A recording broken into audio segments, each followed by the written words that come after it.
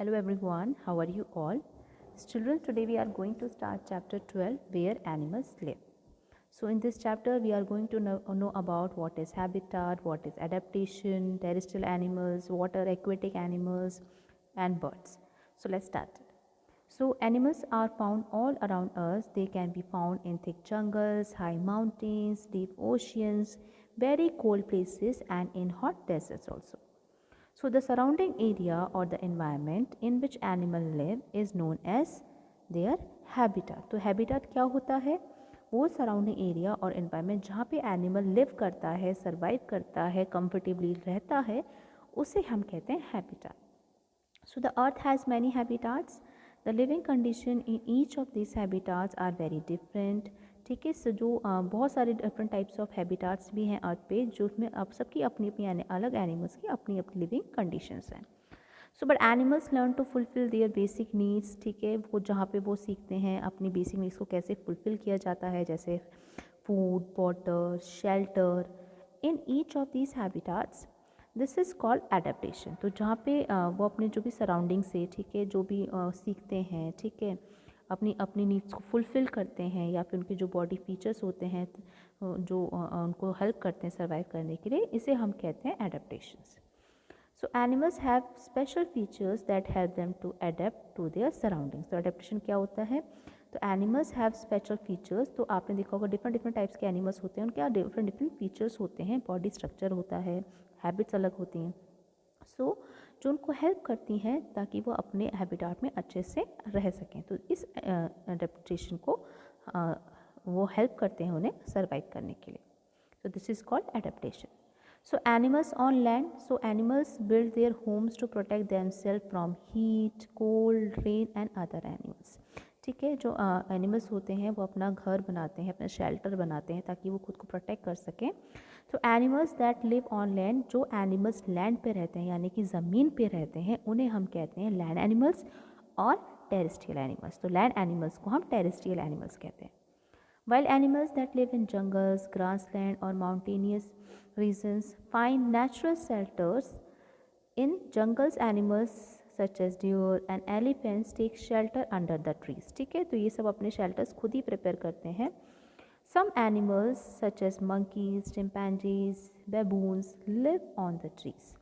So they are known as arboreal animals. तो इन animals को हम जो trees पे रहते हैं, इन animals को हम कहते हैं arboreal animals. So in grasslands, tall trees give protection to the animals. जो grassland जो होती है वहाँ पे बहुत लंबी लंबी घासें होती हैं, ठीक है, जिनमें grassland में, तो ये जो tall grasses होती हैं ये protect करती है animals को from their predators. So in rocky or mountainous regions, lions and bears live in caves. caves में रहते हैं जो mountain वाले regions होते हैं, तो ठीक है, तो उसे हम कहते हैं dens. Some animals live under the ground, जैसे rabbit, groundhogs and mongooses live in burrows. Snakes live in holes in the ground and ant make anthills for their shelter. तो जो ant जो होती हैं आपने देखो, as you can see in the picture also, anthills क्या होते हैं? Anthills is a shelter for the ants. So these are made of mud and have special rooms to store food. तो ये जो एंथल्स होती हैं, जो एंट्स होती हैं, ये मड से बनी हुई होती हैं और इसमें एक स्पेशल रूम्स बने होते हैं जहाँ पे जो एंट्स होती हैं ये अपना खाना स्टोर करके रखती हैं. ठीक है.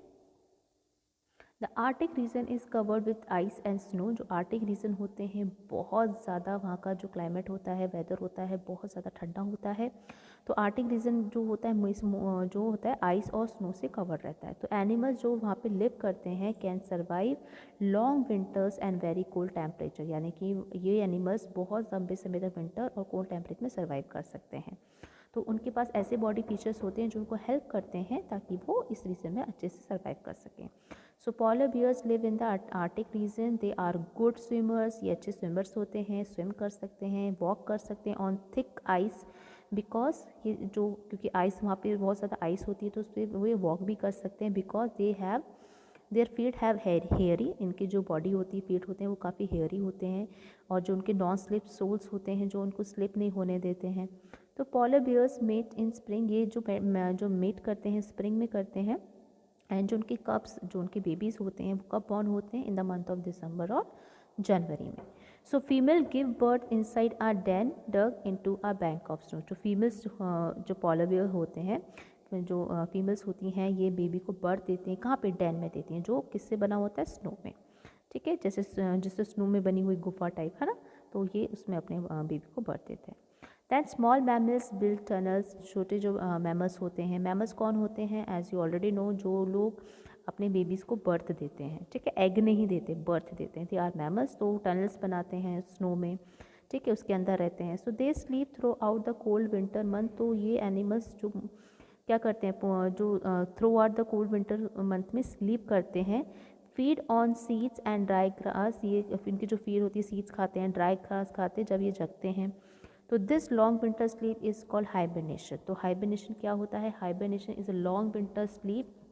तो ऐसे एनिमल जो बहुत ज़्यादा ठंडे एरिया में रहते हैं, ठीक है, तो ये लॉन्ग विंटर स्लीप पे चले जाते हैं, क्योंकि इतना ज़्यादा टेम्परेचर बहुत ज़्यादा ठंडा हो जाता है. तो इस टाइम पे क्योंकि इनको फूड को जो उनका फूड होता है, इसको ढूंढने में भी इनको बहुत ज़्यादा डिफ़िकल्टीज़ होती हैं.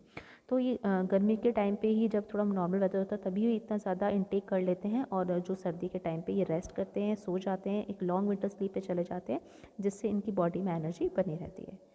So we build shelters for domestic animals. We keep sheep and goats in farms. We build sheds for cows and buffaloes. आपको ये सब पता ही है ऑलरेडी कि जो sheep और जो होती हैं goats, तो उनको farms में रखते हैं, shed में रखते हैं cow और buffaloes को.